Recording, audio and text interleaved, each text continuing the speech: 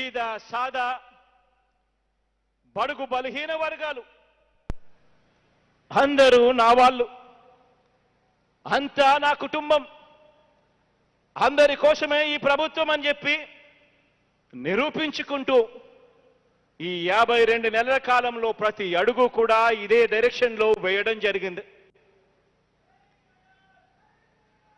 విద్యా రంగాన్ని కానివ్వండి, వైద్య రంగాన్ని తీసుకోండి, వ్యవసాయ రంగం కానివ్వండి, ఈ రంగాలు బాగుంటేనే మారుమూల పల్లెల్లో ఉన్న ఆ పేదల కుటుంబాలకు మంచి జరుగుతుంది అని, ఆ పేద సామాజిక వర్గాలకు న్యాయం జరుగుతుంది అని నమ్మి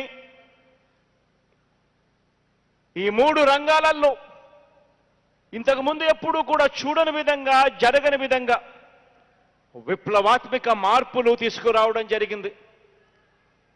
ఈ మార్పుల వల్ల పేదరికం పోవాలని, పేదరికంలో ఉన్న వాళ్ళు పై స్థానంలోకి రావాలి అని, పేదరికం అడ్డు రాకూడదు అని చెప్పి ఈ 3 స్తంభాలను బలపరచడం జరిగింది.